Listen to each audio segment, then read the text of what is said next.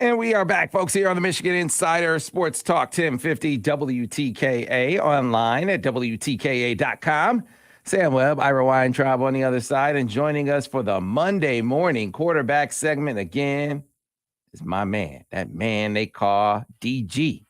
DG, who is a bowler now, too. You do it all, right? I had a great last weekend. It was good. It was long week, but it was very good. Hey man, so I went to see Jaden Davis. I mean, he loves him some DG. Hey, the people that are tough and are workers and go-getters in life and in their sport or their skill or whatever they do, they usually do like me because I'm brutally honest, right? And I'm fair. I want everybody to succeed, right? But I'm not going to lie to people because that's doing people a disservice. And it's so funny that when you tell people the truth, they don't like you, but they have friends around them or mentors or whatever lying to them and not calling them and telling them, hey, this is a flaw, this is a thing. And they're comfortable with that. That seems weird. That means that guy is actively conspiring against you. Meanwhile, I'm over here trying to make sure everybody's doing great. But I love Jaden Davis. I think I've told you the story at the Elite 11 when he's in a group with a lot of other top quarterbacks, right? We were in Atlanta, so a lot of quarterbacks chose to go to that one because they knew he would be there. Right? I'm going to prove, whatever, size him up, match him up, And we're in the group, and the group got so bad because it was his age, right? So you're not directly competing for Elite 11, but you're competing for opinions for next year, essentially. And they just lollygagging around, can't follow instructions. And I'm like, man, I had an 8th grade group come through that was a lot better than this. and I felt terrible because I almost was like, let's just shut it down, and just wait for the next group. I'm not wasting my time with a group of kids that are just here to kick it and have fun because, I'm not that guy. I'm not the kick, have fun guy. But he was so locked in. I'm like, you know what? I apologize. This kid is not like that. I am sorry that they are wasting your time. Right. And with all that going around him, he just stayed locked in the whole time. And I'm sure they were like that in other groups and whatever the case may be. But it was really fun to work with him. And then, I've gotten to talk to him a little bit after. And I'm sure he'll be in the Elite. It's almost a fact, a certainty that he'll be in the Elite 11 next year. So it'll be fun to spend that week with him.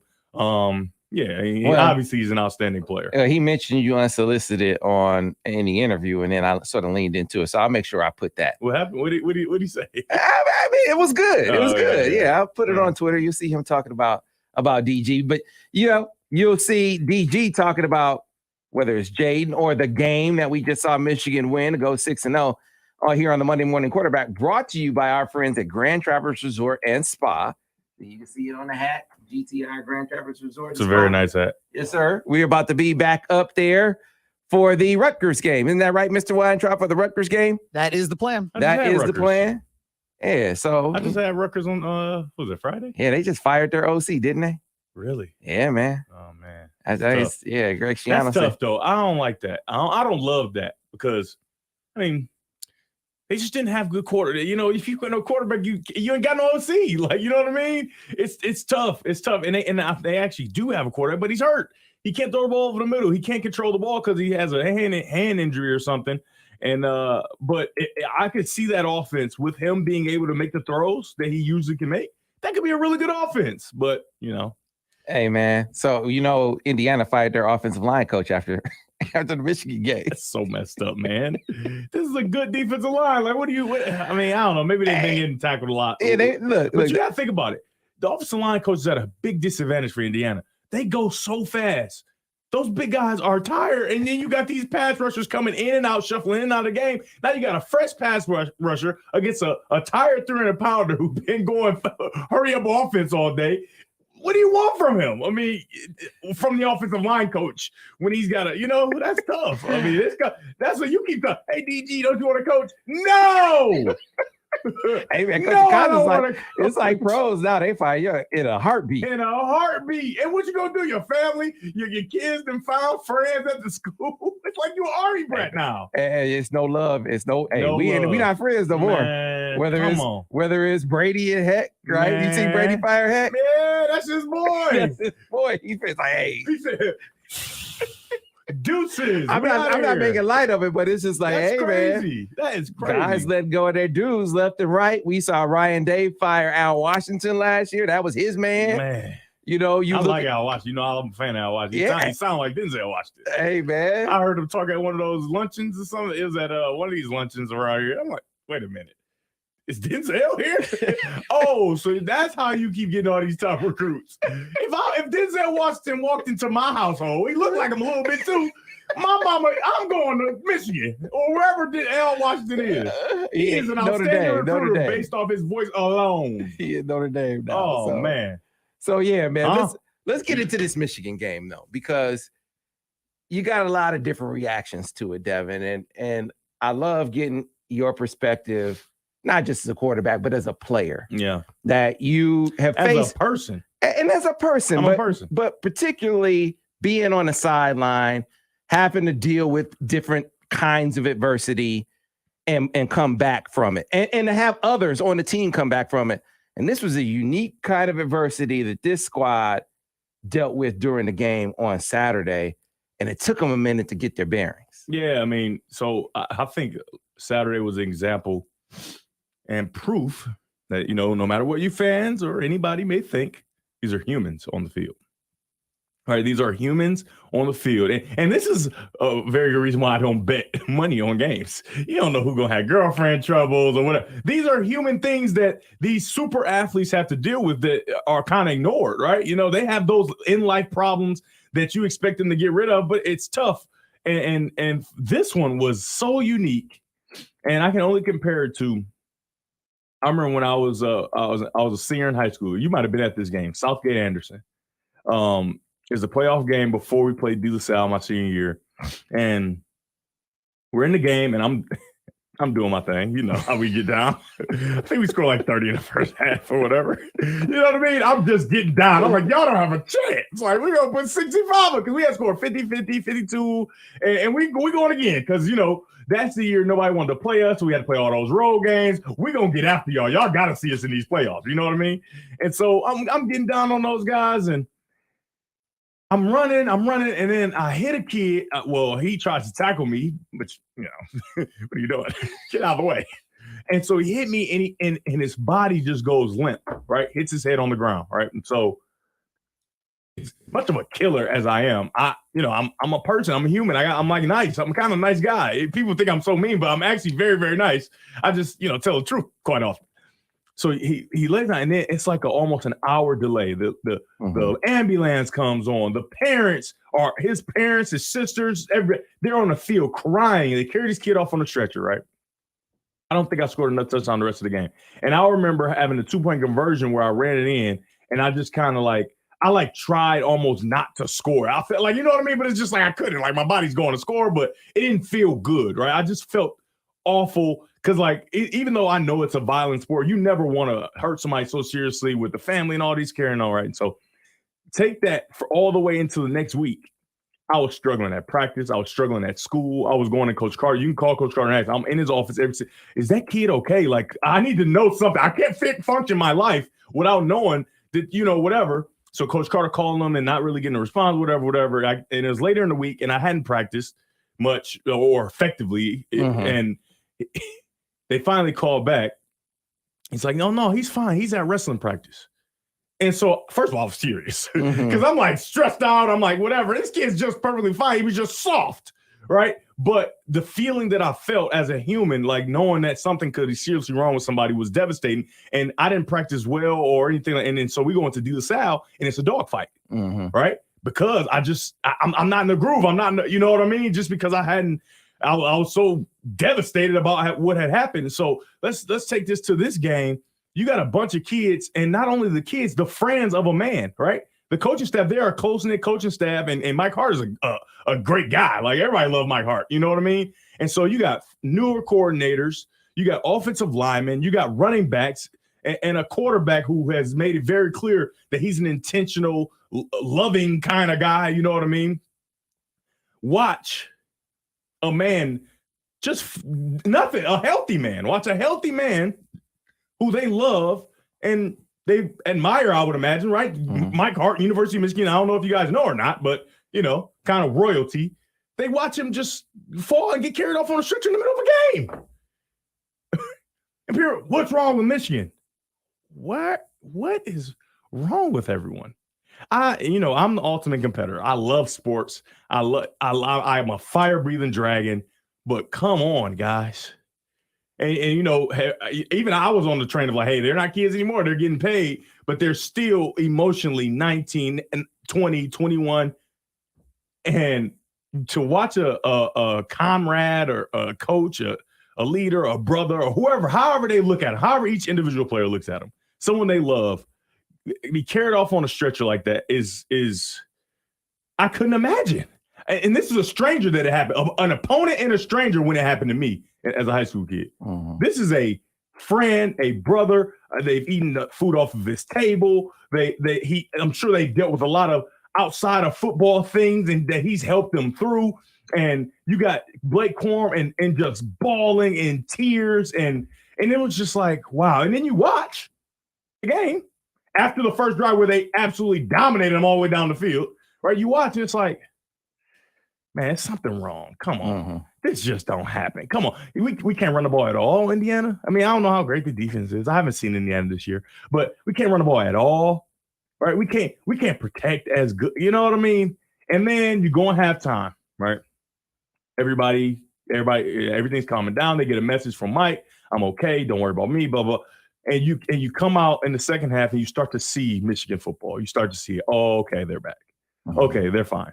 Okay, they're gonna roll. And it's so funny. I was sitting in the control room before my game watching because I didn't know about the Mike Hart thing. I'm watching without sound. I'm just like, what is going on? But I never jumped to the conclusion of like they're playing bad. I was like, something is wrong. Mm-hmm. Something has to be wrong. There's nothing. There ain't no way that Mike Hart. I mean, not Mike Hart. Little Mike Hart with speed. Mike Hart with great speed. Ain't no way Blake Corum is just bumping in the back line, man. All kind of stuff. And I'm like, come on, man. Yeah, you watch. I think I watched Donovan. There has to be an explanation for this. They ran like a counter, and he left the blockers and cut up the counter. Whatever the case may be, right? Pass. I don't give out passes a whole bunch. Pass. Second half, they come out, and so when I'm in the control room, after I found that out, I said, oh, they're going to come out in the second half and roll them. And I went and got dressed and got down and get ready for my game. I'm done with this. I don't need to watch this no more. They're going to get down on the second half, and then I watched the coaches copy everything, and I'm like, this is good football they played in the second half, man. How about Ronnie Bell? Welcome back. Ooh, that boy's good. He's good. I'm proud of you, man. Oh, man, it was good. But I just want everybody to just – that's what everybody to relax. Like, and take your Michigan football cap off. See, I didn't wear a hat today. Take your Michigan football cap off, and everybody put your human hat on, and you can still put it on top of the Michigan cap, right? Because Michigan football was on full display in the second half, and it was yet another opportunity for this team to fight through an adverse situation, right? And a quarterback to corral the troops, right? We were kind of waiting. When is he going to throw the ball to win the game? Well, 300 yards passing, 3 touchdowns, right? This young fella kind of corralled everybody, and I'm sure he spoke in the locker room, maybe not publicly in the locker room, but in individually to the players, and got everybody going. And that was, I'm sure that was what happened. And you come out and you see them play the way they did. It was good to see, because that's something real that a lot of people can't understand. They can't empathize with because, and obviously we know empathy. Some people can't empathize because first of all, they've never been in sport. Secondly, they've never had something like that happen to them while they're at their job. Mm-hmm. So let's put it in perspective. Be at your job during a presentation and watch one of your teammates that are in your presentation or working with you that are kind of helping you with that presentation pass out.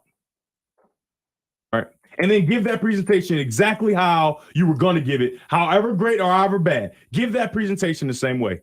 After all your person, whether it's a male or female, gets carried off on a stretcher and everybody's in disarray, then give that presentation just as effectively as you would have. And that could be the perspective for everyone at home. But yeah, I think it was a really good showing. Yeah, all right. So let's jump into JJ. This was, to me, another mature outing, another step in the progression for JJ. I understand that the commentary, the social media commentary has been mixed. I don't think it should be. I thought that, even from JJ being the one on the sideline going to Blake, going to Donovan, picking up the squad. I mean, I'm sure he was going through it too. Right. But making sure that everyone else was right, and then going and being that same sort of calming force on the field. Yeah, it was exceptional to watch because you remember how old is he? What, 19? That'd be 19. He can't be 20 yet, right? No, 19. 19-year-old, right? He's a teenager, right? He's a teenager that just dealt with, he doesn't know, could be a huge loss in his life. You know what I mean? And he has other teammates. Blake, right? We look at Blake as this grown man who's been in college forever. What is he, 21? At the oldest, you know what I mean? So getting a chance at 19 years old to be the leader of a team that just lost somebody or is losing somebody or the unknown of what had happened to somebody, that's impressive. And then also to compartmentalize that loss or that whatever, compartmentalize that, lock it away, and then go play effectively, right? All the things, my favorite play, it was a third down. At 3rd and 11, I think they drop everybody. He moves around. He reverses out the thing. Oh, don't do that. Don't do that. Yeah, as I told you, he's calculated in what he's doing, and it's very, very impressive. He attracts the defender left, sticks his foot in the ground, goes left, sticks it, come back right, and there's nobody around, so he has time. And then he drives the ball, and I'm just like, that's exactly what you should do. Make a play. Sometimes you can't, but there's sometimes where there's a play to be made, and that's why you're the quarterback. Go make a play. Go make a play for your team. And it was one where I don't know if that's the same one. And then Ronnie Bell reached for the first. It was clearly a first down. They didn't even look at it. Like you can't reach the ball. You can't reach the ball for a first down. You can't reach it past the marker and have the ball be where the ball is placed. And that's only at the goal line. They talked about it a couple of weeks ago. Oh, that's goofy. That the plane counts at the goal line, but that not short of the goal line. Right. That is goofy. Hey man, I didn't know either. I hate it. Anyway, that was an amazing play though. But he was very calculated, made throws. Obviously, intermediate throws are still outstanding for him. And you know what I liked? When he threw the interception, they were, oh my God, he forced it. He threw an interception. You got Ronnie Bell with a linebacker. I'm throwing it to him too. But the linebacker made an outstanding play. Ronnie Bell's running vertical on a post to the linebacker. He hits the ball right behind the linebacker's head. The linebacker turns around right at the perfect time, flails his arms, gets in there, and it's in Ronnie Bell's hands, and the guy's hand is in between, right? It's a great play by the defender and a play that, I'm just telling you, most linebackers aren't going to make. And then the ball pops up, and there's always danger there. But I love the conviction to make that throw. I love it. I love it. Yeah. And yeah, man. I think it was by the way, later in the game, he continued to have conviction with his throws. Not like, oh, I made a mistake, I'm not going to throw anymore. Oh no, all good. I think it was a pro game. Now to think about it, that I was talking about, because I think it was Jared Goff had reached the ball, and they were like, no, if you reach the ball for a first down. He had reached the ball for the first time, and they were like, no. They should tell quarterbacks that, because every quarterback still does it. You can't. Like Russell Wilson got famous for doing. It's like, wait a minute. Isn't the ball? I hadn't heard that before either. It's like, man, wait. We're gonna have to check on this. I'm gonna have to ask Pereira, because ask Mike Pereira. That's a great one. If they mark the ball where the ball goes, not like, so if your body goes out of bounds at the 4, but the ball is at the 2, makes sense to me. At the 2 makes sense to me. So those refs weren't very good. Let's be clear. Well, they backed it up from the booth though, unless maybe there's a difference between college and pros. But Pereira would know. He would know if it's different. Pereira's my guy. Yeah, so, he would know if there's a difference between college and pros like that. Right. So I'm gonna ask Pereira and see. We had a lot of good conversation on our game this past week. It was fun. So let's talk about more signs of maturation from JJ. There are a few instances in particular that I want you to lean into. There was the scramble when they had the spy on him, right? So that dude can't catch me. Scramble you throw him third down. Yeah. Oh man, looked him in his face. That's all y'all got? Y'all don't got nothing else? Wait, this is who you are tasked with stopping me from getting this first down? Good night, Irene. This barbecue chicken. It's barbecue chicken. What are we doing?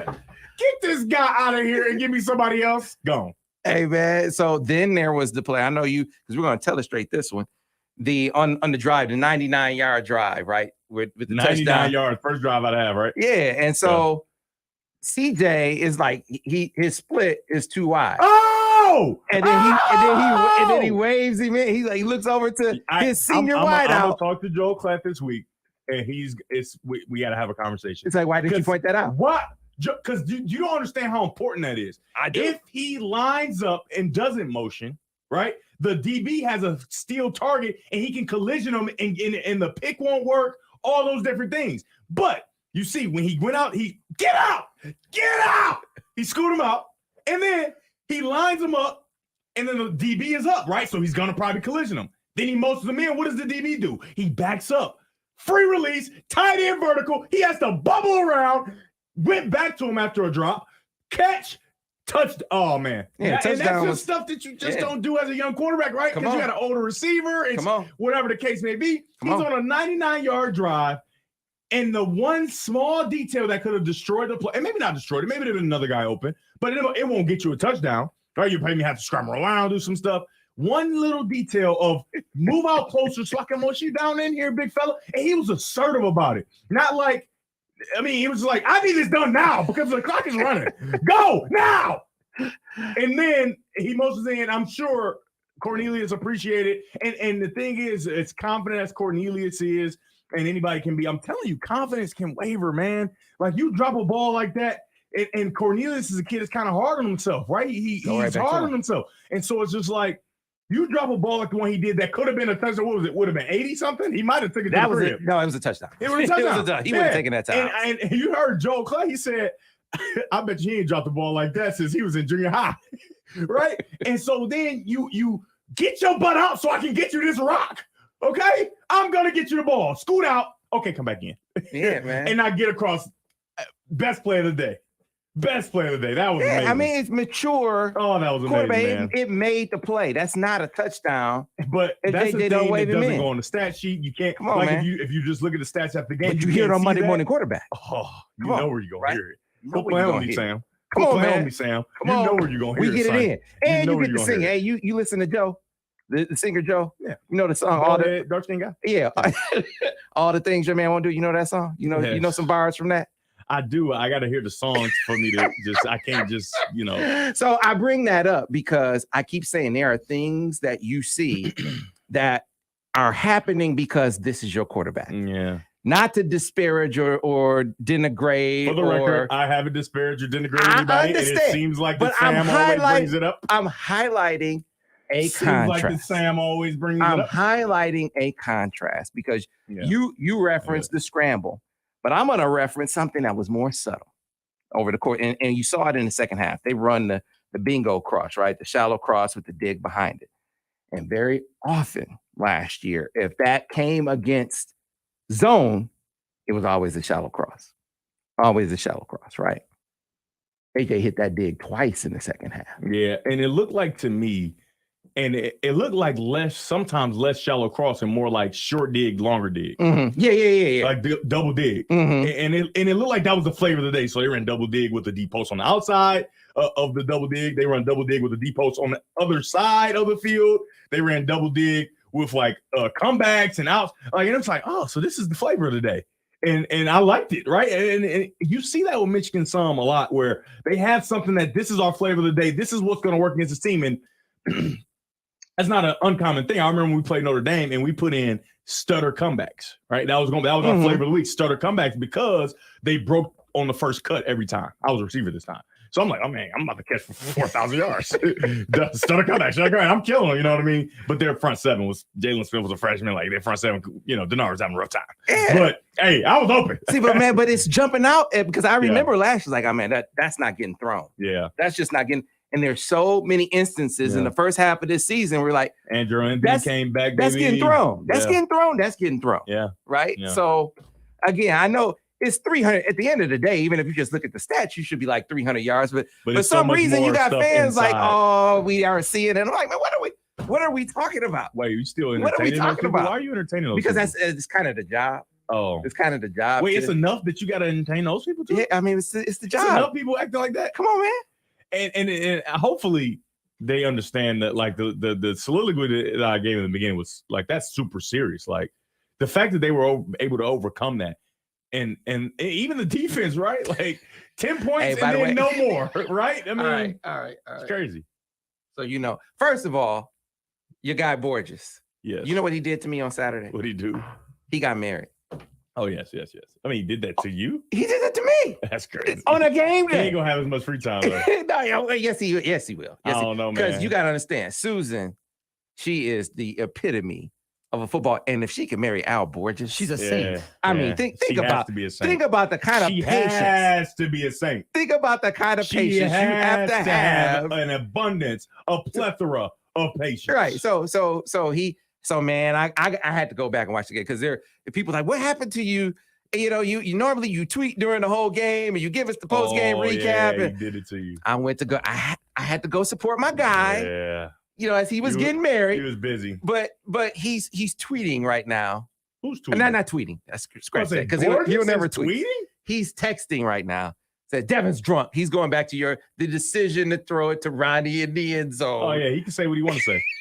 He can say what he want to say. Listen. If you want, the thing is, man, safe quarterbacks don't win, and people, they don't. Period. They just don't. They don't win the big one. The big one. Safe quarterbacks don't win the big one. I mean, you can go back to the Ravens of old when you could be safe and the defense could just take over, but quarterbacks that are safe just do not win in college football now, and in the NFL either. It doesn't. And so he threw that ball with conviction and had a plan. This is the thing. You're going to have interception as long as you're not just making up stuff and you know what you're doing. If I see Ronnie Bell and a linebacker with an outside safety, I'm throwing the post to him. I'm doing it. And I want to get, and you don't understand how much the receivers appreciate that. You don't know how much I appreciated when Denard gave me a chance when I wasn't completely open. Dude, give me a chance. I'm blocking for you, Anna. I'm blocking my butt off. These receivers are blocking their butts off. If I'm the quarterback, I'm not taking an opportunity away from them to be safe, right? When that's not, first of all, it's not how I play as a player. That would be ridiculous. And there's opportunities to be safe. We've seen him be safe when he needs to, right? This game was kind of, it's nip and tuck a little bit at that point, right? We want to try to go hammer this thing home. Boom. Interception. It's not like it was a bad throw.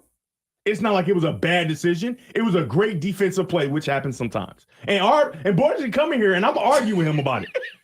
And if he talk too crazy, I'm going to uppercut him. I'm going to whoop that old man today. It's another example of, hey, man, you said a couple weeks ago, crazy, because this is your quarterback. I don't give it. I mean, as long as you aren't reckless. Borges want to take the stinger out the bee. And you know what a bee without a stinger is, right? It's dead. If the bee stings you, he's finished. If his stinger's not in his butt no more, he's done. That's what Borges wants. All right, Borges, you might as well go out there and play quarterback then. You say, hey, man, all the things your man won't do. That's the kind of quarterback you. First of all, and I hate the premise of that song. Joe Lucky, he walking around. I mean, you go around singing about sleeping with other men's wives all the time. Making a career out of it, right? How is Joe still walking around? At the same time, it's fitting. It is a fitting song. When you think about who you have at quarterback right now, and some of the things he's doing, albeit subtle. Yeah. Like he's doing all the things you got before in terms of taking what the defense gives you. Yep. Right? And then he's throwing in that extra stuff too. It's like you go to Thanksgiving, everybody, who made this? Who made that? Who made the dressing? Whatever. I mean, sometimes you need a little bit more seasoning, a little bit more salt, a little bit more, right? He a little bit more, just a little bit, not a whole. I mean, sometimes a whole bunch, but just a little bit more, and that's kind of what you're talking about. I mean, it's good. And if Borges want to fight, he can do that. So, all right, if you want to fight, we can do that. We got more to get to on the other side, including questions from the crowd, because a lot of comments and questions coming in. Yeah. And so you said we got to address the people. Some of them have some questions. Do you think the offense is too predictable? What do you think of the play calling and all? So I'll let you address all of that, DG. Devin about to make that face less gorgeous, boys. Who said that? Go back to him. It's touchscreen. Hold on. Get back to that. Devin is about to. You are exactly right. I can't even. It goes so fast, man. All right, we'll bring that up. Devin about to make that face less gorgeous, gorgeous. See, we actually have to read them because they're coming over the air too. Oh yeah. So we'll get to that on the other side. In the meantime, in between time, guess where we're going to be this weekend, right, Mr. Weintraub? That is right. The Bud Light Victor's Lounge is back. The corner of Main and Snyder. That's where we have the great food, courtesy of our friends at the Polo Fields. The great drinks, courtesy of our friends at Bud Light. And the atmosphere is second to none leading up to the game. So callers number 7 and 11. Callers number 7 and 11. You can join us inside the Bud Light Victor's Lounge. That is right. For the Key Bank countdown to kickoff, callers number 7 and 11 is 734-998-1050. Got to get to a break. Back on the other side with more Monday Morning Quarterback here on Sports Talk 1050 WTKA, The Ticket. All right. So let's start going back and getting, because there's so many comments. Thank you to the people. Thank you to the people. Give us that thumbs up. Give us that like. Give us that subscribe to the channel over on YouTube. Go over to the MichiganInsider.com starting today. $2 it gets you in, or $1 gets you in for 2 months. I said that wrong. $1, 2 months. You can't beat that. So all kinds of ways in which you can support. Everybody got $1. The show, and everyone has $1. I got $1. And since you put it on Twitter, what I put on Twitter? I am working feverishly to get our live event. Was I not supposed to break the news? So I am working feverishly on that live event. You've been hanging out with boys just way too much. For the Michigan State week, right? Well, we will do a live breakdown, focus heavily on the Michigan State Spartans. So we'll be bringing you details. I'm working on a venue, and we got to have equipment out there because we aren't just going to be, overhead projector. I want to have multiple screens where people can see as we telestrate wherever we are. Want to be able to have people be able to see the telestrations right there in front of them, right? With a screen right next to them, that kind of thing. So I'm working on it, looking to bring that to you. And we will also broadcast it live on YouTube, Facebook, Twitter, the whole nine. So yeah, I really appreciate all you guys that watch games that have nothing to do with Michigan football, except for the fact that I'm calling it. I love it.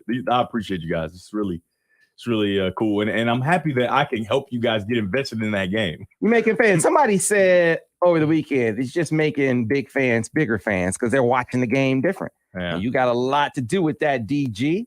And I'm proud, man. I'm just proud of you, man. I'm proud of you. I'm proud of your comment. And I was watching Reggie Bush again. And he said, yeah, I think they need to come out and have a big game. What do you think, man? I was like, Devin can do that with no script. With no script. Just off the top of the dome, you can come with more analysis than that. Everything's off the top of the dome. You know that. I don't really got no script anyway. All right. I can't stand you, though. Like, why? What is wrong with you? Here's John Wall. So, John, he says, looking forward to this week. What happened the first half offense? Was it more flow and heart going down? I think you answered your own question. I was about to say, wait, he wasn't here? Oh, he might have put that in early. He put it in early. Yeah, well, do we have to go over that again? It's been quite a bit talked about, you know what I mean? We saw the flow in the beginning before, and we have, real data, the flow in the beginning before. And so Vince Savinelli says, DG, Klatt said IU had a tell from our offense. Do we agree? If so, will we clean that up? He said at one point. I know what it is. Yeah. The motion thing. Yeah. That's not true. That's not full because the touchdown to Cornelius Johnson was motion. Like motion in the formation. And so the thing will I thought he was talking about motion across the backfield. So the split. No, he just said motion on the ball. He said motion is always going to be run, but that's not true. And the thing is, the one thing at fans, this is something that you haven't talked about, you don't know yet. And I learned it. I don't think even Borges told me this. It was more because of the style of offense. It was more Nussmeier. There are motions and there are shifts, and there are shifts that look like motions. Right. So a motion is a play where you're motioning and the ball is snapped while you're in movement. All right. A shift is a player that moves, right? But then he gets set, right? He moves to a different position, then he gets set. And it's usually it can be more than one person doing that in a shift, but it seems like motion. And then a hustle, we call it a hustle. It's a motion that looks like a shift, right? So you motion across, right? And the ball's about to be hiked, but then you get set. right? So those are 3 different types, right? So the hustle is just to give the illusion. So I'm sure they have hustles in their offense, right? Because if the jury is out and saying when we motion, we run the ball, right? They can hustle and make it look like a motion, even though it's actually a hustle and then getting set and it's going to be a pass play or whatever the case may be. So I think sometimes it's not even actually motion. I think sometimes they are shifts and sometimes they're hustles, which are motions that look like shifts. Yeah, shifts that look like motion. Yeah, and maybe he was just you got to think about it, man. He's trying to watch every single snap of every single game. You know what I mean? And the thing is, he cleaned it up some at the end because he knew not every time, right? And there's no always and there's no never, and not just football but life, right? That's why don't throw that. No, you shouldn't all the time, but there are occasions where something is available and you have to do it, right? So in life, I live by. I got it from Jeff Bile. There's no always and there's no never, right? There are some things that Jeff Bile, whatever. That's my dude. Yeah, How you that's doing, my guy. Jeff? Yeah, he's probably not listening. He's probably asleep. But he might be at work. Who Jeff knows? Bile, huge Michigan fan. Can I say that? Yeah, he is. Over at Valley Sports his Detroit. His son goes to Michigan. That's right. Yeah, but so he cleaned it up and he said, I can't say always. It's more a percentage, right? So 80% or 85% or whatever the case may be. And I think that's a good thing, especially when you're getting away with it, because then when you play a better opponent, you can go against those tendencies. And if they plan for that 85%, you kill them on a big play. And then obviously the players have to hit that play. All right. We are coming back. We'll dive into this more. And we are back, folks, here on the Michigan Insider Sports Talk 1050 WTKA, online at WTKA.com. More Monday Morning Quarterback brought to you shortly. Before we get to that, though, it's time to get on board with Brighton Ford. If you're looking for a new vehicle, that's where John Cuter and his crew take great care of you with great deals. I can't stand the degenerates of the world. Okay, pause. I'm telling the folks about don't say degenerates when he's talking about John Cuter. No. I'm reading these things. I know what you're talking about. Betting and all that. Like, what do that got to do with the football? Okay, all right. So pause. I'm telling people how they can get an F-150 like you. Oh, you talking about? Talking about if you love the Lord? That's exactly what I'm talking about. Because if you love the Lord, you know what you need to do. You need to get on board with Brighton Ford. And you can get an F-150 like our good friend Devin Gardner over here for $414 a month with $2,000 down, $478 a month with $500 down, and last but not least, the 2022 Ford Edge SEL all-wheel drive, $232 a month, $2,000 down, $304 a month with $500 down. For those and other great deals, get on board with Brighton Ford by going to BrightonFord.com. Call 1-800-NEW-FORD. Make it out to the lot at 8240 West Grand River Avenue in Brighton, Michigan. Now it's time to get back. Ira, can I take him to church? To the if you love the Lord, you better get on board with Brighton Ford. And you better get on board with the Monday Morning Quarterback, brought to you by our friends at Grand Traverse Resort and Spa. There's the hat again. Our friends at GTR take great care of us. And DG, the folks have questions for you, right? I love it. And some of these will be answered in our film study. Mitchell Hoffmeister's thing up there first, just real quick. Devin about to make. Yeah. Okay. Devin about to make that face less gorgeous. Oh, man. You know how hard it is to go back and I'll find that in order. 9:38 a.m., but go ahead. I'll find that one in order. In the break, I brought up the one that a lot of fans are talking about there being a lot of tells on offense. Joel Klatt said during the game that they're tipping their runs with motion. I took it to mean at that time, the motion in the backfield with the tight end coming across the kick out guy, either on a split zone or a duo kick. But we just saw a couple games ago them RPO off of that, right? Yeah, so we know they do different stuff out of that. So the thing, Joe, I mean, think about it. Announcer, and I do the same thing sometimes. Announcer, we're watching so much tape and trying to figure things out and getting percentages. And so if it's 85%, that's a good analysis, right? That's analysis. Hey, more times than not, right? 85% of the time when they motion, they're running the ball or whatever case may be. But it's not always, right? There. And in the break, I talked about there's no always and there's no never, right? Learned from Jeff Bile. There's no always and there's no never. In football and life or whatever, that's why you can say, oh, you 100% can't do that to your quarterback. Hold on now. If a guy's wide open across the field, and we've seen that more and more as football has evolved, it used to be you never do that. You never throw across your body. But wait, some people are talented enough, and the guy's open. You got to do it. So there's no always and no never. So I don't think that the tails or anything like that are so egregious that it will hurt us in the long run. Just because we haven't even seen the full multitude of the offense anyway, right? Because we had Iowa where they shut it down after they got up and things like that. And the teams that weren't as good, you can't even count those, right? We haven't even seen what the offense is fully capable of, even though in that second half, it was super multiple, and I loved it. It was super multiple, and we almost got to a new age of football where they use the pass game to set up the run. It's usually the run to set up the pass. That's all of football for the most part. But the run wasn't doing well. We had some emotional things going on. And then when the pass started going, you hit a couple shots, hit a couple digs, hit a couple throws. Now the run game is just so open, and it was good to watch. So I think I'm not going to criticize the play call and all, especially when we just blasting people over and over again. That seems ridiculous. Another specific sort of critique, and we heard from our friend Scott Bell, who we call the mayor of Michigan Twitter. He was talking about how they ran every time from pistol. I mean, I guess I didn't chart that. But he said this is true. They ran every time from pistol. I'm pretty sure it's every pistol formation on the season. They have run a run play. Some could be RPOs that turn into runs, but there has not been a pass out of the pistol formation, I don't think, all season long. Definitely not in the last 3 or 4 games. Yeah, so you have to understand how football works. If you're doing all your different plays, and we have no idea, they are probably setting up. So now if you're 100% from pistol, even if they go all the way to Ohio State 100% from pistol, what do you think they're going to plan for when you get in pistol, right? So it's hard for you to understand because a lot of people just haven't been in a room game planning and going through the season, right? There is always a method to the madness, right? There's always a method to it. There should be, right? So you go 100% and you get all, and say we 100% up to Penn State is what it is right now, right? 100% up to Penn State. And Penn State says, hey, it's 100% that when they're in pistol, we see nothing else. It's a run play. What do you think their defense is going to do?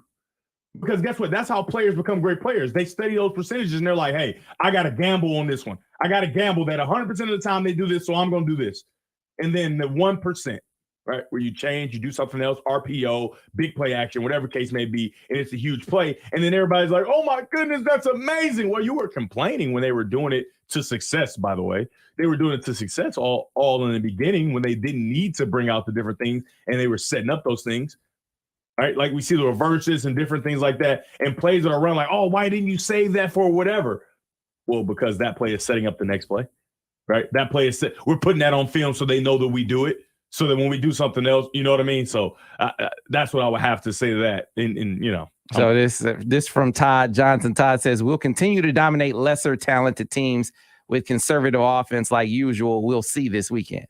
Yeah. Our quarterback threw for 300 yards and 3 touchdowns.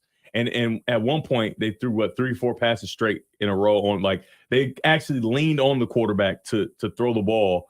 And I think it's so weird. It's like when you're being a comedian, right? And you're a comedian and they want the next joke, right? You tell a joke and then the crowd laughs and then they're looking like, all right, next one. All right, next one. You know what I mean? Like, first of all, Sharon Moore is going to make bad calls sometimes. He hasn't made the egregious call, I don't think, but he's going to make bad calls. And sometimes the player's going to help him. He's going to make bad calls. Sometimes the players aren't going to be able to help him, and bad plays going to make. He's going to make really good calls, and the player's going to mess it up.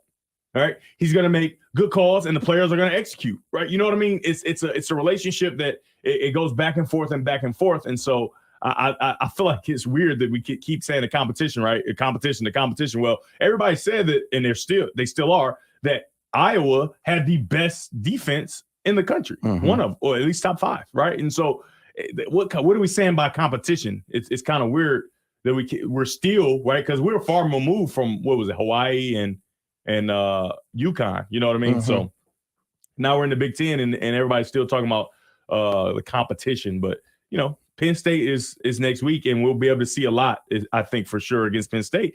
But the thing for me, I don't love Penn State as a team. I don't love them. I don't think they're the greatest team in the world, but they are a very, very good team. All right, here's one from Marky Mack. Devin, do you think the co-offensive coordinators is a problem? The play calling is very predictable. Our personnel packages tipping the play call to other teams, more of the same. But you see where people were going with their thoughts coming after the game. Yeah. Do you think co-offensive coordinators is an issue? No, almost every team in the country do it. Every team in the country does it, and not only on offense, they do it on defense too, right? You got pass game coordinator, defensive coordinator. You know what I mean? Like it's kind of the common thing in football now, and obviously you still got some of the head coaches that call the plays, but And let's not be ridiculous. Coach Harbaugh has a lot to say in what goes on as well, right? So if it's really co, right? Coordinators, right? You think Coach Harbaugh, as a former quarterback and an offensive guy, you think he just going to let his team go out there all willy-nilly? No, he has input in what's going on too. He controls some of it as well, and he should. I remember my little league coach, my little league coach on the 10-year-old team. He said when I was gone, he had a coach that was like doing his own thing on defense, and he like, I'm calling the defense for the rest of the time because guess what? When we lose, they're not gonna say so and so lost. They're gonna say this head coach lost, right? And so you can't just completely remove yourself from the offense, and I'm sure he's well immersed in what's going on and things like that. So it's probably co, and that's everywhere. That's not just at the University of Michigan. Any thoughts on this one? This one has been a question from a lot of fans. Are we ever going to do screen passes again?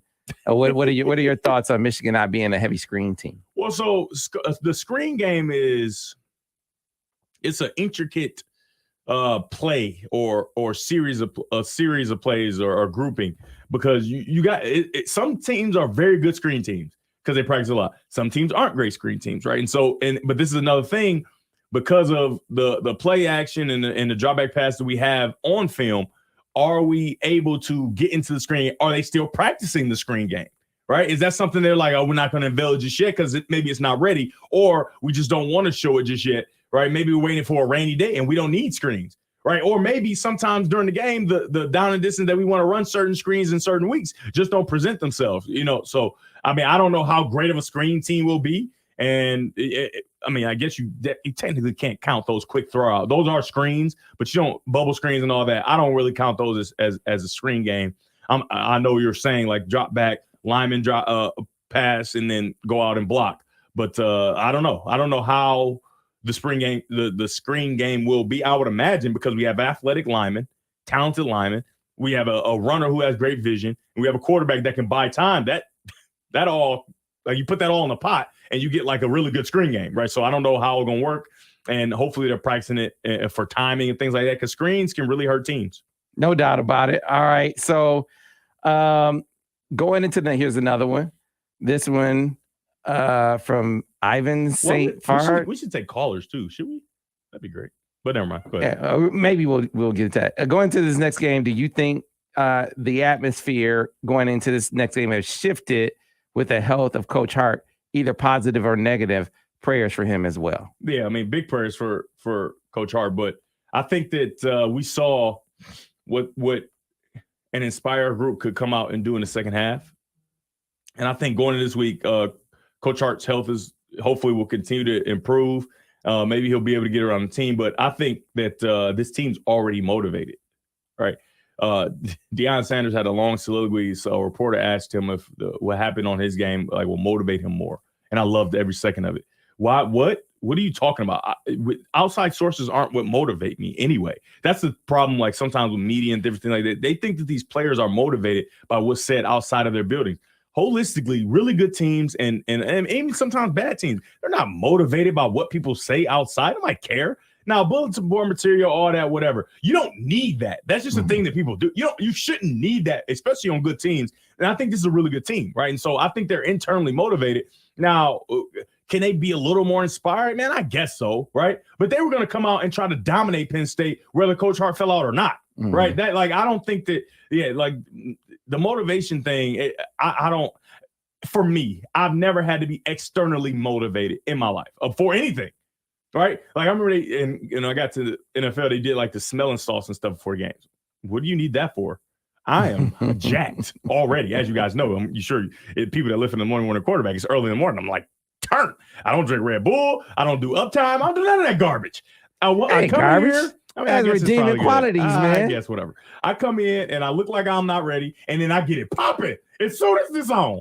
I'm telling you, I'll be in here asleep. You ask Sam, always worried every week. It's like he haven't done this with me. He's like, man, you all right, man? Am I all right? When is that? That was last season. I haven't asked you, are you all right? Because you know what time it is now. Yeah, hey, I don't have to be talking. You be sneaking no up times before you come in. That's what be happening. I ain't sneaking no dang on up times. I would never drink up time. Even though I'm gonna try it one day because you act like it's so good. Should. But yeah, I'm not externally motivated. I'm not an externally motivated person. And most men that or people that are hardworking and got a good handle on life and who they are, they usually aren't externally motivated. Sam's not externally motivated. Sure, Ira's not externally motivated, right? You shouldn't need that, but some people do. I'm not saying there's anything wrong with you, but that's just not me, and that's not most good teams and the kids or players and coaches in the building. I try to squeeze one more in. Said DG, you talk about 4 or 5 wide receiver packages with Donovan Edwards playing wide receiver and running back in a package. I love that new wrinkle with both running backs on the field and Donovan almost pure receiver and caught some big balls. Whoa. He caught some huge catches. He made some huge catches. Hey, if you making drops out of me, Ira, you making drops out of me talking about beat it to death. You got to make a drop out of that. Whoa. Where you at, man? You at Devin gets a pass? Devin gets a pass in I'm here. taking notes, Sam. I Talking can't do about it live. the dude catching big balls. Come on, man. I can't do it live. Come on, man. I know the Heard about time this fair marker. play. Donovan, I'm sorry. I know sorry, the Donovan. time marker. That was uncalled for. You didn't deserve it. Donovan made some huge catches over the middle, and the fact that he's see, I got to stick up for Reggie. Wouldn't have said that. I got to stick up for Reggie right now. He wouldn't have said big balls. Yes, he probably would have said that. He probably would have said that. Donovan, I'm sorry, No, man. Reggie wouldn't have been able to say that because he wouldn't have come up with something that insightful. That's true. That is true. I'm sorry, Donovan. That was uncalled for. You didn't deserve it. What game are you on this week, DG? Somebody asked that. Who you got? Breaking news. I will be at the Michigan game. I have a bye week. I'm here. I'm at the game. Let's take pictures. Let's well, I'll be at the game. Okay. I don't want to take it too far. I'm gonna go to the game, and so they can't get you on the big noon, whatever Charles kickoff. coming on the big noon. Okay. How many Michigan dudes you need on the big noon? I understand that Charles is coming. A lot of them. We need more than one would be great. It's your home turf. You're a Fox analyst. Hey, man. They have 37 dudes on the broadcast anyway. Hey, man. We got Joe Clack calling you, asking you what you think, DG. I'm just saying. I get to enjoy the game, man. Is that cool with you? That's cool. It's cool with me, but I'm gonna keep advocating. The festivities. I'm gonna keep advocating for my guy. Jeff Ball got a tailgate and all that. I want to hang out with the people. Sam Webb has a I have to wear tailgate a too. suit this week. Yeah, you should come on by. You should come on by. Yeah. You should come on. Oh, I got it. Oh, man, David Cross, you my guy. I'm a Flint Central alum. I went to school with Eric Turner, E.T., one of my all-time favorites. Mark Harris, one of the greatest players to ever play high school basketball in Michigan. And nobody talk about Marty Embry. That's exactly. See, you know what it is. That's right. Flint Central. Appreciate it. Anyway, we have the commentary, the film breakdown coming up that's going to be posted tomorrow. We're actually going to go do it. See, one thing that DG does that Borges doesn't do, DG does his own illustrations, right? Yeah. Obviously, Borges. I mean, and that butt whooping is still available, Borges. And all you got to do is get up and draw it on the screen. 9:38. Put it on the screen at 9:38 a.m. Devin about to make that face. Less Borges, Al. Less gorgeous, Al. You gotta watch out. Ira's like, we got to get out of here. I know we do. All right, so here's what we do: as I'm bringing that up, and we're getting to a break. Just know, folks, if you call us at 734-998-1050, someone is going to join us inside the Bud Light Victor's Lounge. All right, someone's going to join us inside the Bud Light Victor's Lounge, and that's Michael Hoffmeister saying, "Devin, about to make that face." That's right. Less gorgeous. Better watch out. That'll do it for us here today on the Monday Morning Quarterback, brought to you by Grand Traverse Resort and Spa. We'll see you coming up on the film study. Also have the breakdowns coming with Al and Vance too. Be on the lookout for those over on the MichiganInsider.com. We'll see you tomorrow here on Sports Talk 1050 WTKA The Ticket, the official voice of University of Michigan Sports.